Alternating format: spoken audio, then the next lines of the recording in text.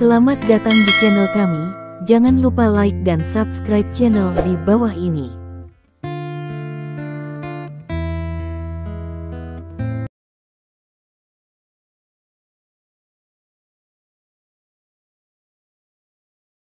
Bab 86, Li Dong sangat puas dengan penampilannya.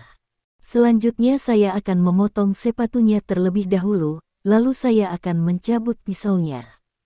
Anda harus menahannya dan jangan biarkan dia bergerak. Petik 2. Jernih. Petik 2. Pemuda itu menggertakkan giginya, kebebasannya berubah menjadi kejam. Li Dong mengeluarkan gunting dari kotak obat dan dengan hati-hati memotong sepasang sepatu kanvas bersol karet kaki di kakinya di sepanjang pinggiran sabit. Kemudian potong kaus kaki yang bau di dalam, dan sobek perlahan. Saat memotong kaus kaki, banyak orang menoleh karena baunya. Beberapa wanita di kerumunan pergi ke samping dan muntah.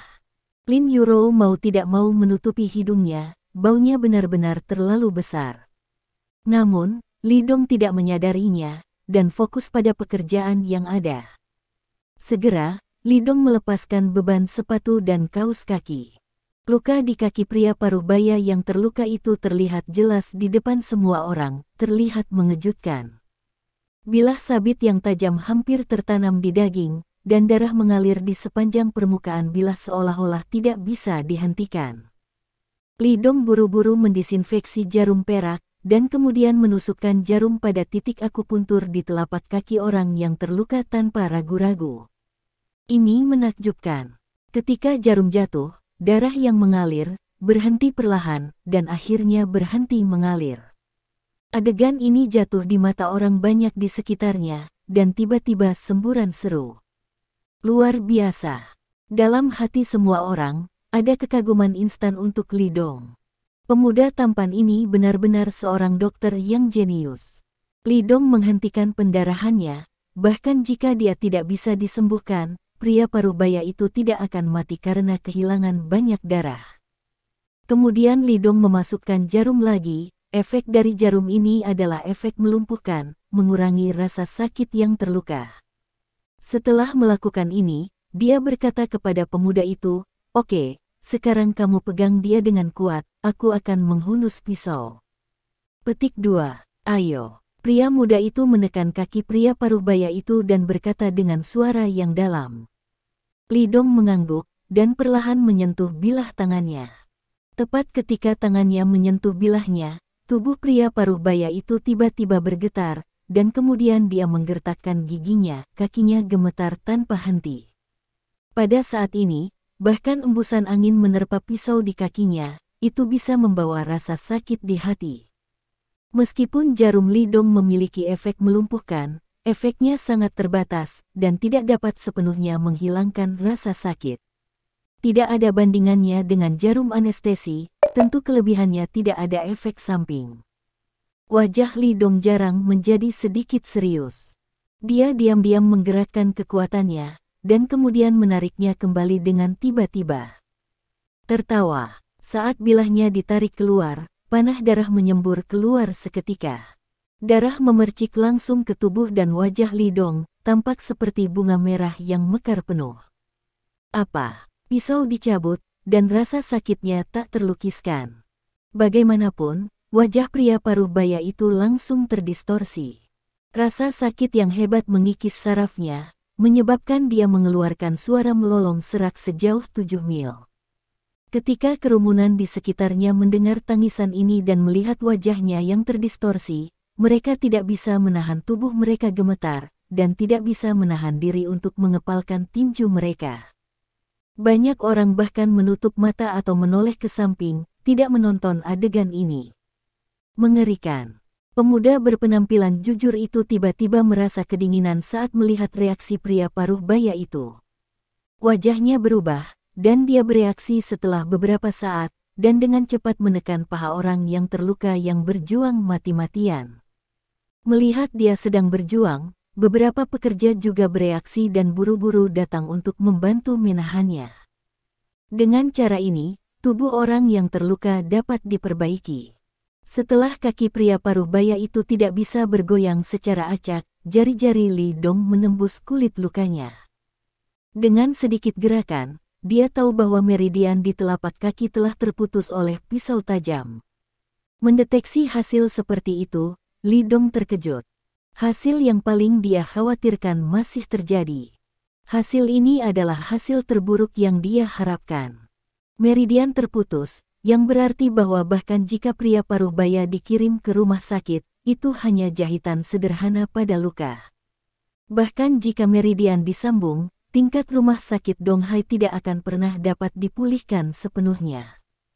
Adapun apakah dia akan menjadi cacat di masa depan, atau tidak dapat berjalan dengan normal, itu tidak akan menjadi masalah bagi rumah sakit untuk dikhawatirkan. Li Dong mengerutkan kening. Dia baru saja mendengar bahwa pria paruh baya ini adalah pilar keluarga. Semua tua dan muda bergantung padanya untuk mendukungnya. Jika dia menjadi cacat, itu berarti sebuah keluarga akan jatuh ke dalam penderitaan yang tak ada habisnya. Sama seperti ayah dari keluarga Lin Yurou, Lin Guodong. Pada tahun-tahun itu, Lin Guodong lumpuh, dan ibu serta anak perempuan Lin Yurou menderita kesulitan hidup dan hidup sangat keras. Pria ini memberi Li Dong hati yang berbelas kasih. Dia tidak ingin melihat hasil seperti itu. Jika dia melakukannya sendiri, mungkin dia tidak bisa mendapatkan 1 sen pun dari biaya konsultasi, tetapi dia bisa menyembuhkan pihak lain, dan Li Dong membuat keputusan dalam sekejap. Dia ingin bergerak untuk menyambung meridian di telapak kaki pekerja. Menghubungkan kembali meridian yang rusak bukanlah kesulitan biasa, apalagi di lingkungan yang keras. Tapi Li Dong sama sekali tidak kosong, jika tidak namanya sebagai dewa pengobatan oriental akan sia-sia. Yah, personel yang tidak relevan, tolong menyebar sedikit, jangan menghalangi cahaya. Li Dong berteriak dengan suara yang dalam. Ini adalah operasi kecil, dan ini adalah pekerjaan yang hati-hati. Anda harus berhati-hati dan berhati-hati, karena meridian adalah hal yang sangat rapuh, dan sedikit gangguan dapat menyebabkan bencana. Oleh karena itu, ketika melakukan operasi semacam ini, lingkungan medis yang lebih baik diperlukan. Dengan begitu banyak orang yang menonton, cahayanya redup, dan udara keruh yang disebabkan oleh pernapasan begitu banyak orang tidak kondusif untuk operasi Li Dong. Yang paling penting adalah jika seseorang secara tidak sengaja menyentuh Li Dong selama proses menerima meridian, itu dapat menyebabkan kecelakaan medis. Dalam kasus yang serius, itu akan berakibat fatal. Mendengar kata-kata Li Dong, semua orang dengan cepat bubar, meninggalkan banyak ruang, dan cahaya tiba-tiba menjadi lebih terang. Ikuti aku crochet hook. Li Dong tidak melihat ke atas.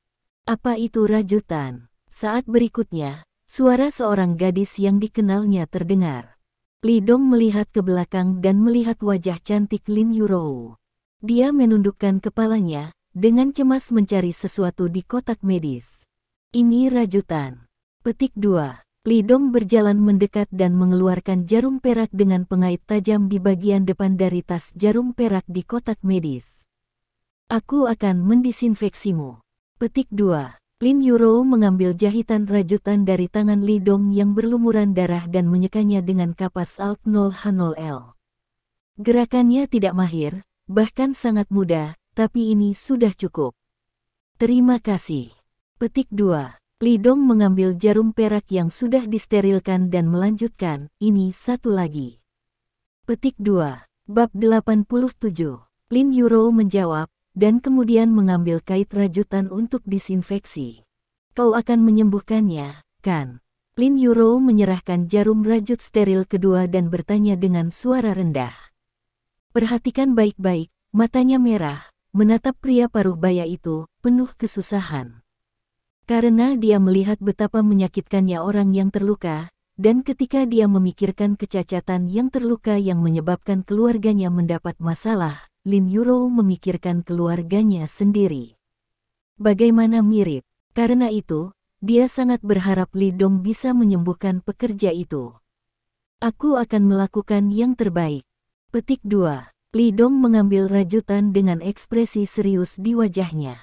Dia berjalan ke pria paruh baya dan berjongkok, melihat lukanya, dan tiba-tiba berkata kepada Lin Yu, datang dan bantu aku membuka lukanya. Menjauh, Lin Yurou memucat. Dia melihat lubang berdarah besar di kaki pria paruh baya dan daging yang berjatuhan, dan dia merasakan kulit kepalanya kesemutan. Otot-otot di seluruh tubuhnya menjadi kencang dalam sekejap, seolah-olah rasa sakit datang dari bawah kakinya.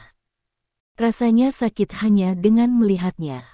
Meskipun Lin Yurou telah dipukuli dalam hidup, bagaimanapun, dia adalah gadis biasa yang belum pernah mengalami angin dan ombak. Apakah dia pernah melihat pemandangan seperti itu? Tapi ketika dia melihat tatapan serius Li Dong, dia menarik napas dalam-dalam, dan ekspresi tekad melintas di wajahnya. Oke, bagaimana cara membukanya? Kamu tidak perlu datang, biarkan yang lain datang. Li Dong menggelengkan kepalanya. Dia menganggap saraf Lin Yurou, dan dia pasti jauh lebih sensitif daripada pria. Adegan berdarah semacam ini, Li Dong tidak ingin meninggalkan bayangan di hatinya.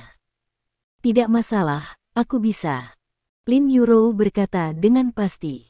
Seolah ingin membuktikan dirinya, Lin Yurou mengulurkan pergelangan tangannya yang putih dan lembut, menekannya di kedua ujung lukanya, dan kemudian mulai menariknya dengan lembut. Setelah melihat ini, Li Dong tidak mengatakan apa-apa. Dia berkonsentrasi, melihat luka terbuka Lin Yurou, dan tiba-tiba berkata, minggir sedikit. Petik 2. Lin Yurou dengan cepat menutup matanya. Meskipun dia mengumpulkan keberanian untuk melakukan ini, itu tidak berarti bahwa dia juga memiliki keberanian untuk menonton adegan ini. Meskipun dia menutup matanya, kekuatan di tangan Lin Yurou meningkat sedikit, dan kemudian lukanya menjadi lebih besar. Li Dong tidak ragu-ragu, menggerakkan tangannya bersama-sama, dia melihat 2 jarum rajutan di tangannya, langsung mengaitkan salah satu ujung meridian dengan sangat presisi, dan kemudian mulai menarik. Dia menarik 2 meridian, seperti menarik 2 karet gelang yang rusak. Setelah mencapai posisi tengah, Li Dong menyatukan kedua tendon dan duduk. Kemudian, Li Dong mengeluarkan botol kecil dari sakunya. Ini adalah pertama kalinya dia mengeluarkan botol kecil ini, yang berisi obat yang sebelumnya dia kembangkan dengan hati-hati. Li Dong menggunakan mulutnya untuk mencabut botol, dan menuangkan beberapa salep hijau dari botol di persimpangan meridian di kedua ujungnya. Salep ini adalah obat yang berasal dari tumbuhan dengan daya rekat kuat, yang dapat dengan cepat menghubungkan meridian yang rusak dan memulihkan meridian dalam waktu singkat. Ini juga efektif untuk luka lain. Di apotek, Anda tidak dapat membeli barang seperti itu. Li Dong terus melakukan tarikan. Setelah sekitar 10 menit, ketika salep itu benar-benar mengeras, dia akhirnya melepaskan tangannya. Pada titik ini, bagian terpenting dari operasi untuk menghubungkan meridian telah selesai. Oke, perban aku. Li Dong berbicara tanpa mengangkat kepalanya. Sejauh ini, kerja sama Lin Yurou dan Li Dong telah menjadi pemahaman diam-diam sejak awal. Begitu kata-kata Li Dong jatuh, Lin Yurou menemukan perbannya. Akibatnya, Li Dong melakukan perban terakhir untuk yang terluka.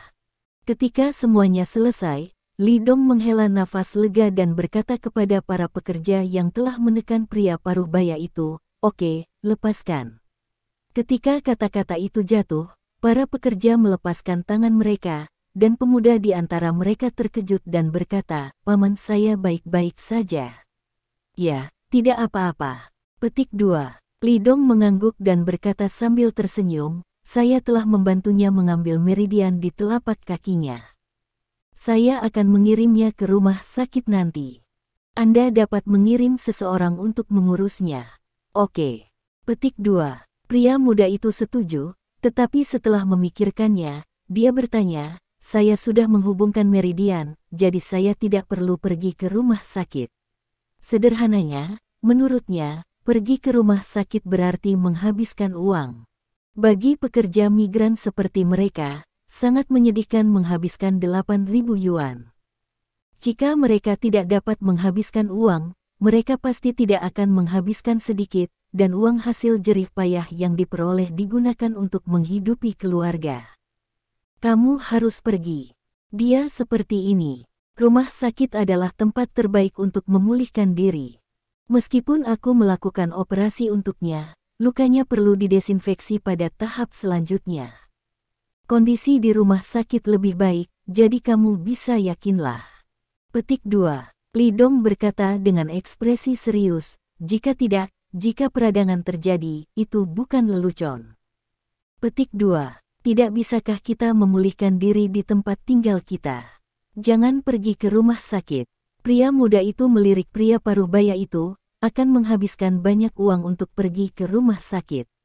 Li Dong berpikir sejenak dan berkata dengan ringan, tidak apa-apa, jangan khawatir tentang masalah uang, saya akan mengirim seseorang untuk menanganinya. Petik 2. Berbicara, dia mengeluarkan ponselnya dan memutar nomor Zhao Sanhe. Saya menceritakan kisahnya secara singkat, dan tidak lama kemudian, sebuah mobil Mercedes-Benz hitam melaju dari tidak jauh. Mobil berhenti, Zhao Sanhe keluar dari mobil, dan ada dua pria lain yang mengikuti. Li Dong mengaku kepada Zhao Sanhe beberapa patah kata, dan kemudian Zhao Sanhe mengarahkan dua anak buahnya dan beberapa pekerja untuk membawa pekerja yang terluka ke kursi belakang dan langsung menyalakan mobil dan pergi ke rumah sakit. Setelah mobil pergi, para penonton pekerja migran berlari untuk berterima kasih kepada Li Dong. Kakak, terima kasih banyak. Orang baik mendapatkan hadiah bagus, kamu pasti akan mendapatkan hadiah bagus. Terima kasih. Saya berterima kasih untuk keluarga mereka.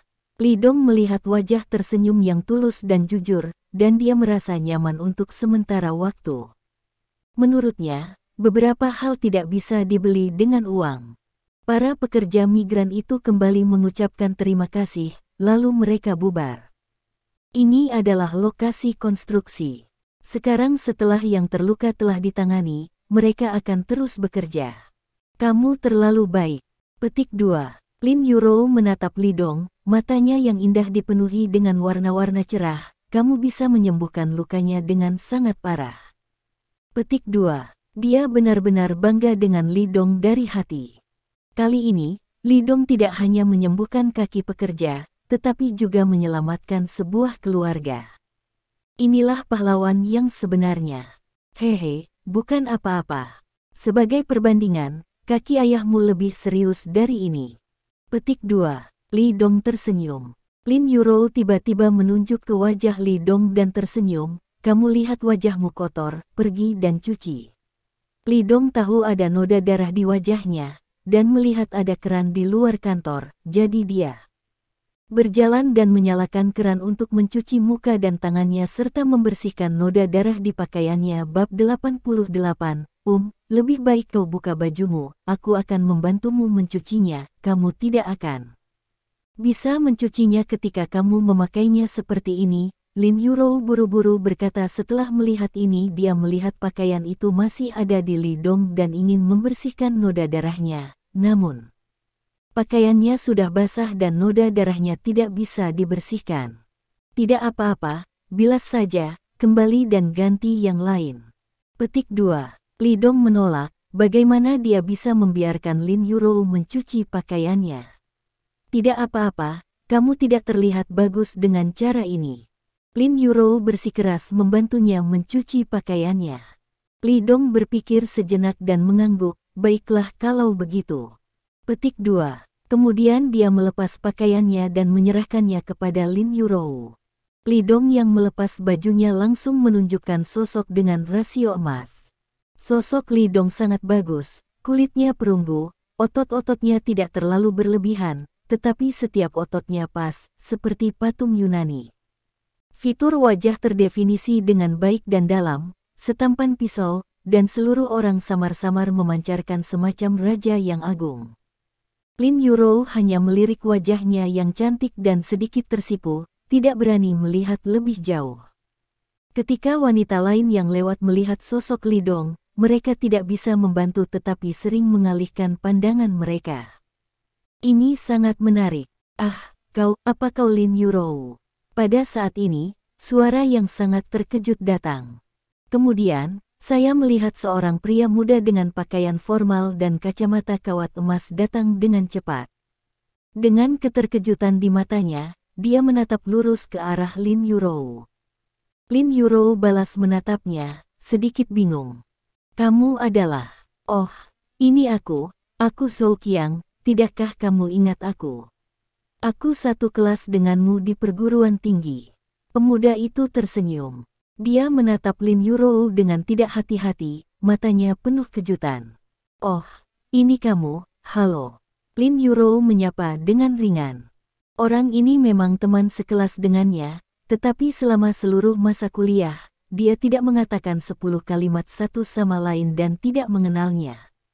Udah lama gak lihat kamu, hei, apa yang kamu lakukan? Mencuci pakaian. Pakaian siapa? Oh, itu semua darah di atasnya, itu kotor, buang. Sementara Zhou Qiang sedang berbicara, dia benar-benar merebut pakaian Li Dong dari tangan Lin Yurou dan membuangnya jauh-jauh. Tempat pakaian jatuh persis di pintu masuk kantin di lokasi konstruksi.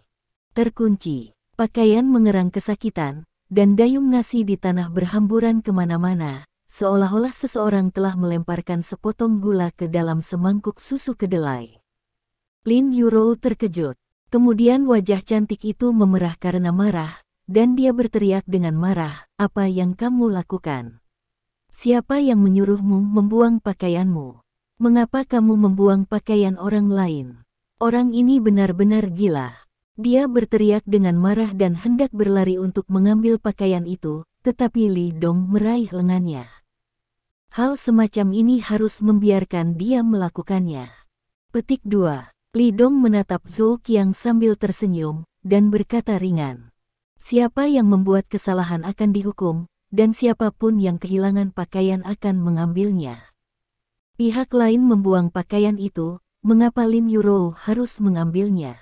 Orang baik dilahirkan untuk bekerja lebih keras. Namun, Zhou Qiang tidak merasa telah melakukan kesalahan. Dia tampak acuh tak acuh, dan berkata sambil tersenyum, "Siswa Lin, itu hanya sepotong pakaian. Apa-apaan ini? Selain itu, ada darah di atasnya. Aku juga merasa kasihan padamu, dan aku takut tanganmu akan kotor." Petik 2. Lalu dia berbalik untuk melihat Li Dong, "Apakah pakaian itu milikmu?" "Ini milikku." Li Dong mengangguk. "Hilang olehku." Zhou Qiang sangat kuat dan otentik, dia menatap Li Dong dengan tatapan tinggi, seolah melihat seekor semut. Li Dong hanya mengangguk, "Aku melihatnya." Petik 2. Apa yang kamu bicarakan? Zhou Qiang memandang Li Dong dengan merendahkan, merasa sangat kesal di hatinya.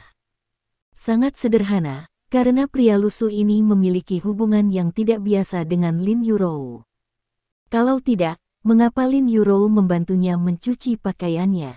Ketika dia masih kuliah, dia jatuh cinta pada Lin Yurou, tetapi dia mengejarnya berkali-kali tanpa hasil. Selain itu, setelah lulus kuliah, Lin Yurou tidak tahu harus bekerja di mana, dan dia secara bertahap melupakannya. Sekarang melihat Lin Yurou di sini, segera membangkitkan rasa posesifnya yang kuat. Wanita seperti itu, dia ingin membantu. Jadi melihat Lin Yurou benar-benar mencuci pakaian untuk anak laki-laki malang, dia sangat kesal. Li Dong merasa geli dengan kata-katanya, dan bertanya sambil tersenyum, "Kalau begitu, katakan padaku apa?" Di kota Donghai, seseorang akan berani mengganggunya. Li Dong ingin melihat dari mana orang ini berasal. Seperti biasa, Li Dong mungkin telah mengalahkan lawan secara langsung. Tapi sekarang dia dalam suasana hati yang baik, jadi dia tidak keberatan bermain satu sama lain. Setelah itu, Zhou Qiang tiba-tiba mengeluarkan pena dan buku cek dari sakunya, dan berkata dengan ringan, "Kamu bisa menghitung, aku akan kehilangan pakaian." Li Dong tersenyum dan berkata, 1 juta. Pihak lain tercengang. Kemudian dia menatap Li Dong dengan marah, seolah-olah dia telah dirugikan oleh keluhan yang besar, dan berteriak dengan marah, "Kamu sangat miskin. Kamu berani menawar 1 juta untuk sepotong pakaian robek. Mengapa kamu tidak mengambilnya? Andalah yang bertanya kepada saya apa yang harus saya lakukan, dan Anda meminta saya untuk menyebutkan nomornya. Sekarang saya telah menetapkan persyaratan dan menyebutkan nomornya. Pada akhirnya, Anda tidak setuju. Apakah Anda seorang pria? Apakah kata-kata Anda diperhitungkan? Li Dong melirik buku cek di tangan Zhou Qiang dengan jijik, dengan tatapan menghina. Atau, kamu hanya bisa menulis angka 3 digit di buku cek.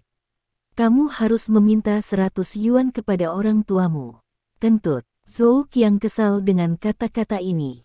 Saya sangat marah, tetapi saya tidak tahu bagaimana menyangkalnya. Apakah kamu pikir menjadi mulut yang baik itu hebat? Hal yang paling tak terpisahkan di dunia adalah seseorang sepertimu. Penjual mana yang tidak sebaik kamu? Tapi bagaimana dengan mereka? Mereka tidak miskin, apa bedanya kamu dengan mereka? Petik 2. Zhou Qiang mencibir, bagaimana mungkin orang sepertimu layak untuk Lin Yurou? Li Dong tersenyum. Apakah aku pantas untukmu? Juga, apa yang kita bicarakan adalah bagaimana kamu mengganti pakaianku. Jangan mengubah topik pembicaraan. Jika kamu tidak mampu membayar 1 juta. Sebelum Li Dong selesai berbicara, Zhou Qiang berteriak, siapa bilang aku tidak mampu membelinya? 1 juta adalah kentut. Ini adalah lelucon besar bahwa orang ini berani memandang rendah dirinya sendiri. Jika kamu mampu membelinya, maka ambillah. Li Dong mengulurkan tangannya. Jika idiot ini benar-benar bersedia memberikan dirinya 1 juta, demi uang, Li Dong tidak akan keberatan memaafkan pihak lain karena kehilangan pakaiannya. Zhou Qiang segera menulis di cek, tetapi dia merasa tidak enak setelah dia menulis beberapa angka. Dia menyingkirkan cek dan mengutuk, mengapa saya harus memberi Anda 1 juta? Anda ingin saya menghasilkan 1 juta untuk sepotong pakaian robek. Apakah Anda pikir saya idiot? Bab 89. Li Dong mengangkat bahu, karena kamu tidak ingin mengambil uangnya, maka ambil kembali pakaianku. Petik 2. Setelah jeda, dia terus berbicara, sekarang ada satu syarat lagi, kamu harus membantuku mencuci pakaianku. Mustahil. Zhou Qiang mencibir, wah, aku tidak akan mengambilnya, apa yang kamu lakukan? Jangan lihat situs siapa itu. Saat dia berbicara, dia menulis di cek lagi. Setelah menulis 5 digit, dia menyerahkan cek itu, ini 10.000 yuan, cukup untuk membeli ratusan pakaian seperti milikmu, ambil dan keluar. Menurutnya, 10.000 yuan itu banyak. Pekerja kerah putih biasa tidak bisa menghasilkan banyak dalam sebulan. Tentu saja Li Dong tidak menjawabnya. Dia hanya menatap Zhou Qiang sambil tersenyum, dan berkata dengan ringan, apakah kamu yakin tidak akan mengambilnya? Jangan salahkan aku karena tidak mengingatkanmu. Mungkin kamu akan berlutut di depanku memohon belas kasihan nanti. Candaan. Zhou Qiang mencibir, saya ingin melihat bagaimana Anda membuat saya berlutut dan memohon belas kasihan. Saat dia berkata, dia memandang Lin Yurou dengan senyum lembut, siswa Lin. Kita belum pernah bertemu selama bertahun-tahun, haruskah aku mengundangmu makan malam-malam ini? Dia pikir dia muda dan kaya, jauh lebih baik daripada pria di sebelah Lin Yurou, dan Lin Yurou tidak punya alasan untuk menolaknya. Maaf, saya tidak punya waktu. Petik 2. Lin Yurou menolak tanpa ragu-ragu. Sungguh lelucon, meskipun Zhou Qiang dan dia adalah teman sekelas kuliah kali ini, dia sama sekali tidak akrab satu sama lain. Dan Lin Yurou bisa tahu dari mata yang lain bahwa Zhou Qiang serakah tubuhnya. Untuk orang seperti ini, dia tidak memiliki perasaan yang baik sama sekali. Jangan terlalu ingin menolak, ayo teman sekelas sebentar, berkumpul bersama untuk menumbuhkan perasaan. Zhou Qiang tersenyum otentik, tapi sebelum dia bisa berbicara, Li Dong menyela, apakah mobil itu milikmu? Li Dong tiba-tiba menunjuk ke mobil sport kuning di pintu. Tentu. Zhou Qiang mengangguk dan berkata dengan ekspresi puas, jika Anda memiliki pandangan ke depan, itu adalah Lamborghini edisi terbatas pada 300 unit di seluruh dunia. Mata Li Dong menjadi dingin, jadi, Ayahmu bertanggung jawab atas lokasi konstruksi ini, dan seorang pekerja baru saja terluka. Mengapa kamu tidak mengantarnya ke rumah sakit? Apakah kamu tahu bahwa penundaan itu akan menyebabkan dia terlalu banyak darah, kehilangan dan kematian? Zhou Qiang memandang Li Dong seperti orang bodoh. Dengan ekspresi yang tidak bisa dipercaya di wajahnya, apakah kamu idiot? Saya seorang Lamborghini. Apakah kamu tahu berapa banyak uang yang akan kamu dapatkan jika kamu mendapatkan sedikit darah untuk membersihkannya? Cukup untuk membayarnya. Li Dong mengangguk. Tiba-tiba dia pindah. Dia bergegas, meraih leher Zhou Qiang, dan mengangkatnya. Pada saat ini, suasana hati yang baik Li Dong benar-benar berubah menjadi kemarahan. Dia sebelumnya mengetahui dari para pekerja bahwa setelah pekerja terluka, mereka juga ingin meminta pemilik mobil sport kuning untuk membantu membawa yang terluka ke rumah sakit. Akibatnya, pemilik melihat dan berjalan ke kantor, memegangi hidungnya, dan tidak pernah keluar dari awal hingga akhir. Selama seseorang dengan sedikit hati nurani melihat seseorang terluka parah, reaksi pertama adalah bergegas ke rumah sakit untuk meminta bantuan. Selain itu, ayahnya bertanggung jawab atas pembangunan situs ini, dan pekerja yang terluka juga bekerja untuk ayahnya. Dari sudut pandang ini, pria ini memiliki tanggung jawab dan kewajiban untuk membantu transportasi ke rumah sakit. Tapi apa yang dia katakan? Apakah kamu idiot? Ini adalah Lamborghini. Apakah Anda tahu berapa biaya untuk pembersihan dengan darah? Itu cukup untuk membayar nyawanya. Petik 1. Apakah ini manusia? Apa yang akan terjadi jika Li Dong tidak bergegas tepat waktu? Apa yang terjadi jika ambulans tertunda di jalan? Di mata orang-orang ini, kehidupan yang hidup kurang penting daripada kebersihan mobil. Dia lebih suka mengkompensasi orang lain untuk pensiun kematian daripada mengotori mobilnya. Ini bukan manusia, tapi binatang. Untuk orang seperti ini, Li Dong harus memberinya pelajaran. Kau, lepaskan aku. Lepaskan, ahem. Tenggorokannya terjepit, wajah Zhou Qiang tiba-tiba memerah. Dia mencoba mematahkan tangan Li Dong, tetapi tangan Li Dong seperti sepasang penjepit besi, dan dia tidak bisa mematahkannya. Ledakan. Li Dong mencengkeram lehernya, lalu membantingnya ke tanah. Terdengar suara teredam. Kepala Zhou Qiang segera bersentuhan dengan tanah. Darah segera mengalir keluar, dan tabrakan ini juga menyebabkan otak Zhou Qiang berdengung dan wajahnya mendung. Siapa saya? Di mana saya? Apa yang saya lakukan? Butuh waktu lama baginya untuk bangun, dan kemudian menatap Li Dong dengan ekspresi ketakutan. Apakah kamu tahu siapa aku? Apakah kamu berani memukuliku? Kamu mati. Ayahku pasti akan membunuhmu.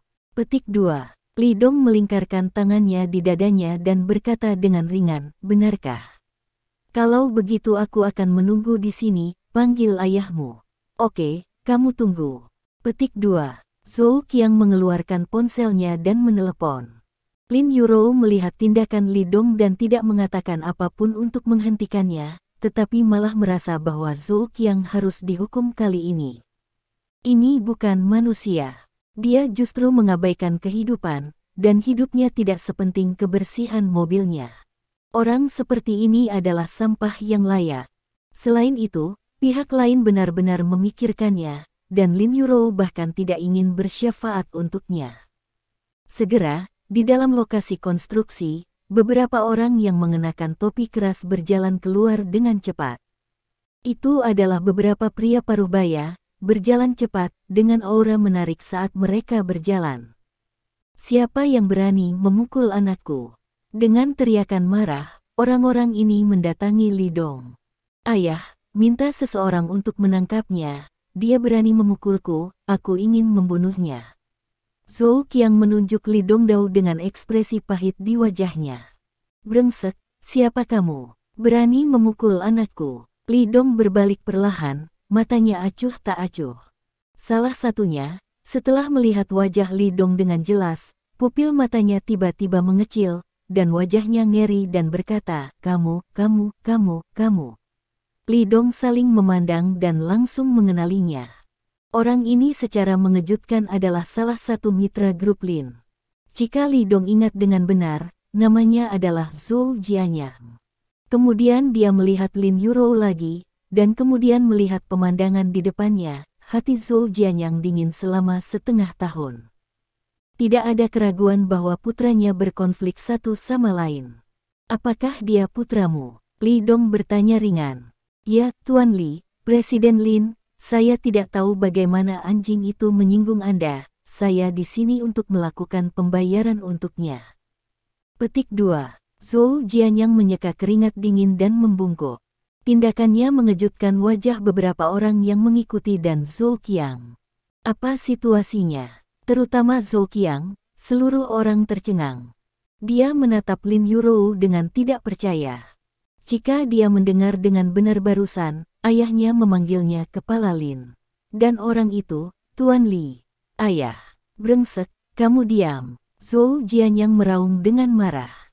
Zhou Qiang tidak berani berbicara lagi, menggigil. Bab 90. Dia tidak bodoh.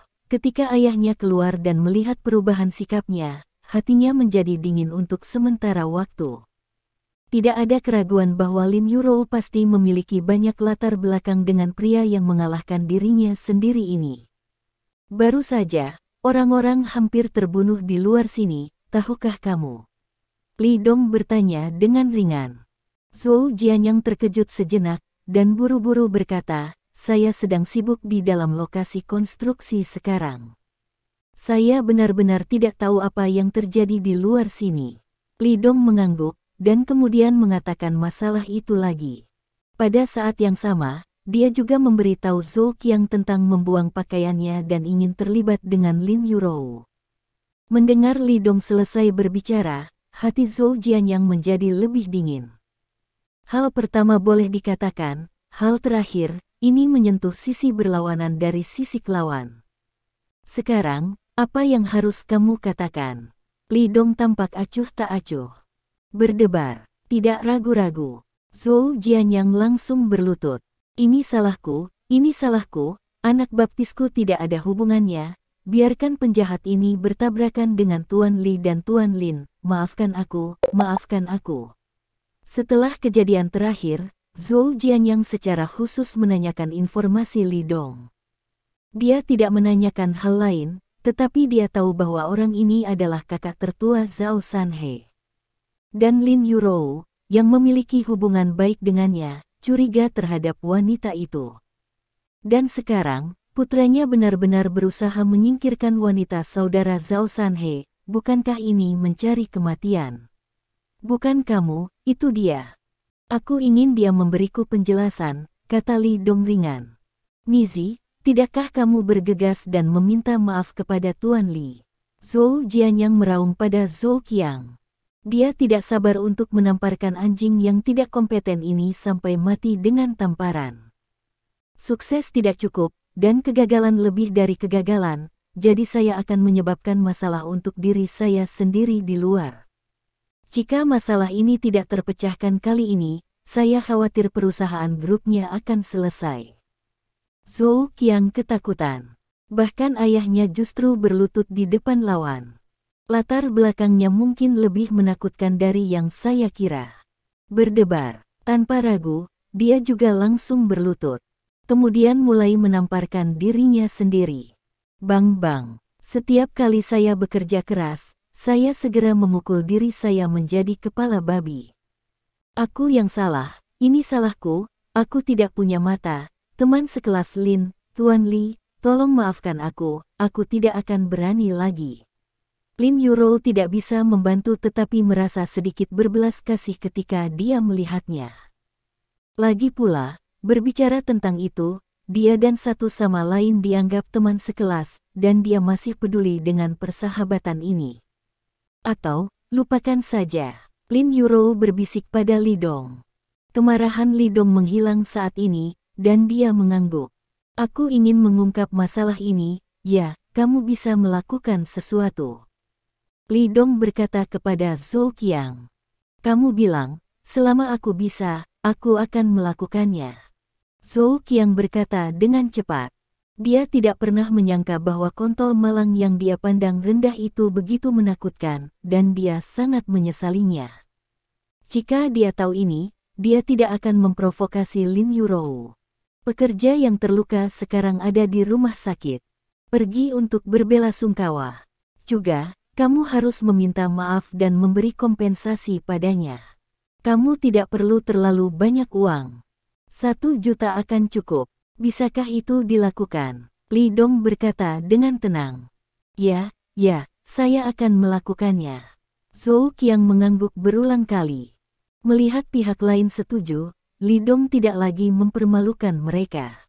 Bagaimanapun, minggu ini Jian yang masih menjadi salah satu mitra grup Lin, terlalu banyak tekanan akan membuat mitra lain kedinginan. Pergi ambil pakaianku dan cuci. Petik 2. Li Dong memikirkan pakaiannya dan berkata, Qiang tidak berani menolak minggu depan ini, dan berlari, mengambil pakaian Li Dong dan mencucinya. Zhou Jianyang merasa lega di dalam hatinya. Baru pada saat ini dia menyadari bahwa punggungnya benar-benar basah oleh keringat. Saya takut. 2 hari kemudian, keluarga Wang. Sejak Wang Ye menderita stroke, Wang Lai telah sepenuhnya mengambil alih keluarga Wang. Meskipun keluarga Wang kehilangan hampir 200 tuan, Wang Lai tidak peduli. Karena Wang Xiaoyun mengambil gambar, di bawah rencananya, keluarga Wang telah bekerja sama dengan beberapa bos besar di ibu kota provinsi pada sejumlah proyek. Dengan proyek-proyek ini, keluarga Wang tidak hanya dapat memulihkan kerugian, tetapi juga meningkatkan sumber daya keuangannya. Tidak hanya itu, Wang Xiaoyun juga memanggil beberapa tuan dari ibu kota provinsi untuk mengisi kekosongan bagi tuan-tuan yang hilang oleh keluarga Wang. Kekuatan keluarga Wang meningkat bukannya menurun. Mulai sekarang di Laut Cina Timur, hanya akan ada keluarga Wangku. Pada saat ini, Wang Lai tampak bangga. Dia berbalik dan menatap Wang Ye yang menderita stroke berbaring di kursi bambu. Ayah, lihatlah. Sudah kurang dari 2 hari. Sejak Xiaoyun kembali, keluarga Wang saya akan dibawa ke tingkat berikutnya. Petik 2. Beberapa keluarga di ibu kota provinsi telah bekerja sama dengan kami dalam sejumlah proyek dan menginvestasikan lebih dari 100 miliar yuan. Skala keluarga Wang kami setidaknya harus berlipat ganda. Di tangan ayah dan anak perempuan kami, keluarga Wang telah berkembang, tetapi bagaimana Anda bisa membandingkan dengan kami? Sekarang Anda hanya cacat. Petik 2. Semakin banyak Wang Lai berbicara, semakin bersemangat dia, dan semakin dia berbicara, semakin bangga dia. Ternyata perasaan sepenuhnya mengendalikan keluarga Wang dan sepenuhnya mengendalikan kekuatan sangat memabukkan. Sekarang dia akhirnya mengerti bahwa Wang Ye tidak mau mendelegasikan kekuasaan. Mendengar apa yang dia katakan, Wang Ye tanpa ekspresi.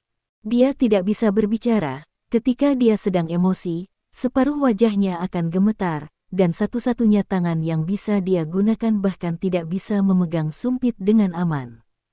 Mendengar kata-kata Wang Lai, bukannya senang, ia justru merasa sedih, menyesal dan marah. Keluarga Wang akhirnya bukan lagi miliknya, dan keluarga Wangnya akan segera direnggut. Terlebih lagi, dalam 2 hari ini, sejak dia menderita stroke, dia menjadi orang yang tidak berguna, dan Wang Lai tidak lagi menghormatinya dan tidak lagi peduli padanya. Aku hampir lupa, kamu sekarang sia-sia. Petik 2. Wang Lai melirik Wang Ye dengan jijik di wajahnya, kamu seharusnya sudah mati sejak lama, keluarga Wang ini diserahkan kepada ayah dan anak kita, apa yang bisa kamu khawatirkan? Tidak apa-apa sekarang, kamu terkena stroke, kamu bahkan tidak bisa mati, dan kamu membutuhkan seseorang untuk melayanimu. Petik 2. Dia menggelengkan kepalanya, rasa jijik di wajahnya tidak menyembunyikan sama sekali. Wang Ye menatap Wang Lai, ingin mencekik anak pemberontak ini sampai mati. Pada saat ini, dia menyesalinya di dalam hatinya, dia tahu bahwa ada hari ini, dan dia seharusnya membiarkan Wang Lai pergi ke keluarga Cui di utara Zhuhai. Tiba-tiba, ponsel Wang Lai berdering. Dia mengambilnya, dan setelah beberapa saat, wajahnya berubah. Apa yang terjadi? Apa yang terjadi? Proyek-proyek itu sudah setengah jalan. Beraninya para mitra itu melanggar kontrak mereka. Siapa yang memberi mereka keberanian? Zhao Sanhe. Ini Zhao Sanhe lagi. Wang Lai meraung, penampilannya yang garang tampak menakutkan.